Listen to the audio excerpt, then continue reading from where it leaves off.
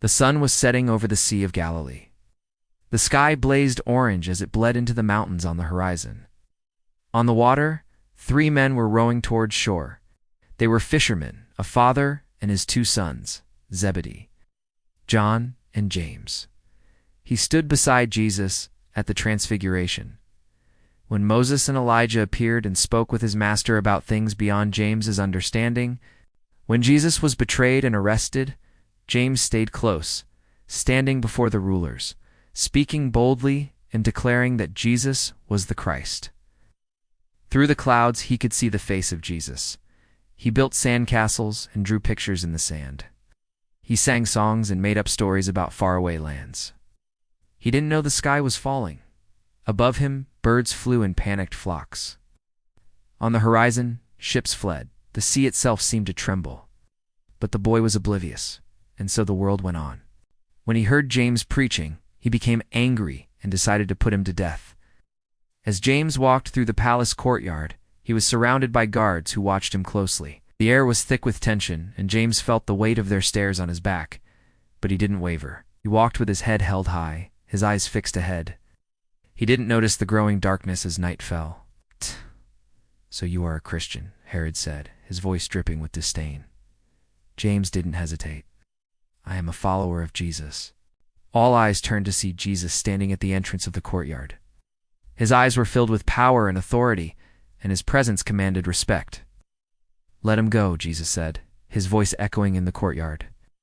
"I am the way, the truth, and the life." The guard dropped his sword, his knees buckling beneath him.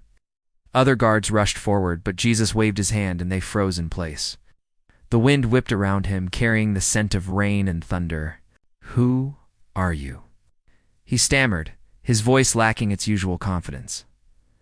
"I am Jesus," he replied, stepping forward. "And you have something that belongs to me." Despite the turbulent weather, James remained resolute. He knew what was coming, but he wasn't afraid. He would die for his faith, for his belief in Jesus. James looked up at him, meeting his gaze steadily. The guard hesitated, his hand trembling slightly, then brought the sword down.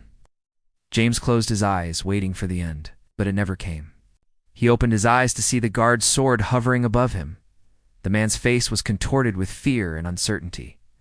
Herod's smile widened. "Then you will pay the price." People whispered and pointed, their faces a mix of curiosity and fear. James ignored them, focusing instead on the task ahead. He had to be strong, not just for himself, but for all the Christians watching. Before James could react, guards grabbed him and pulled him toward the exit. The guards pushed James toward it and motioned for him to climb it. He hesitated for a moment, then began to ascend. As he reached the top, the guards tightened the rope, securing it around his neck. James struggled to breathe as the rope dug into his skin. He tried to speak, but all that came out was a strangled cry. James struggled against their grip, but their hold was too tight. He didn't feel the cold wind blow across the shore, didn't hear the distant thunder rumble in the sky. He kept building his castles and drawing his pictures until finally a hand touched his shoulder. He turned and looked up. Then James turned back to face the guards, closed his eyes, and waited for the sword. After Jesus' death, the Holy Spirit came upon James and the other disciples as they gathered in Jerusalem. Filled with the Holy Spirit, James preached with fire, casting out demons and healing the sick. Thousands believed and joined the church. He wore flowing robes that billowed in the wind. He had a gentle smile and eyes that shone like stars. The man reached out and helped the boy build his castle. Together they made it taller and stronger than any he had built before. They decorated it with shells and seaweed, and the boy felt proud. Finally, when the castle was finished, the man said, "It's beautiful. You've done well." And the boy beamed.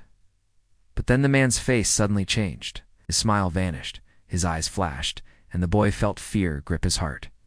"Who are you?" he cried, backing away. "Why are you here?" But the man only stared back with an expressionless face. Then he raised his hand and the boy screamed as a bolt of lightning struck him down. Persecution soon followed, and James was forced to flee to Arabia. Like his brother John, he came from a family of fishermen, but unlike his brother, James was bold and courageous. He was not afraid to speak up or stand up for what he believed in, even in the face of danger.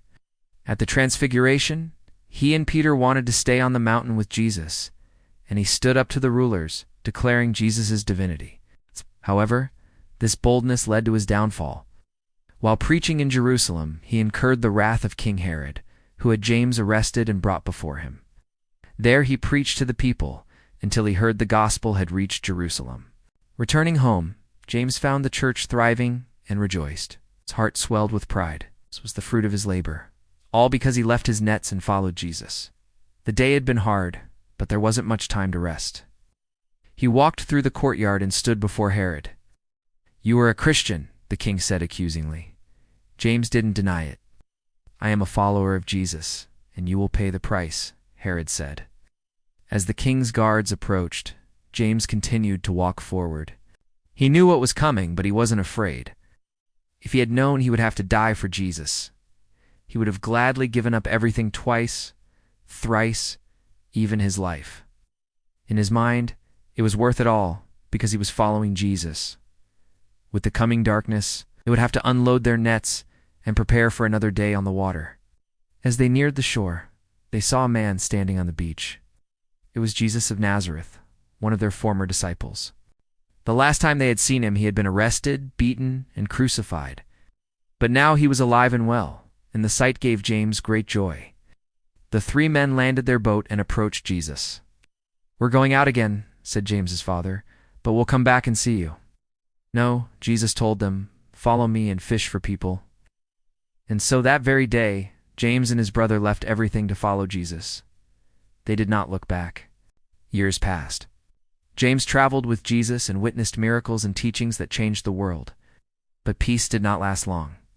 A new king, Herod, came to power and hated the followers of Jesus. One day, James was summoned to the palace. Now the guards dragged James outside. The sun beat down on him. He looked up at the sky. A young boy sat alone on the beach. The waves crashed around him, and he laughed as the water tickled his feet. Standing before him was a tall, handsome man with a kind face. James the Greater was one of the first disciples Jesus called, one of the inner circle who witnessed the miracles and teachings of Jesus firsthand. Herod Agrippa I was a cruel and ruthless ruler who persecuted Christians. Suddenly Herod appeared, standing in front of James with a cruel smile on his face. As they dragged him outside, James looked up to see the sky overcast and stormy. The guards took James to the courtyard where a crowd had gathered. In the center of the courtyard stood a tall pillar with a rope tied around it. One of the guards approached, holding a sharp sword. Suddenly a voice boomed from behind the crowd. "Stop!" Herod emerged from the crowd, his face pale and drawn. This is the end of part 3. To watch part 4, click on this link or the picture. Thank you for watching.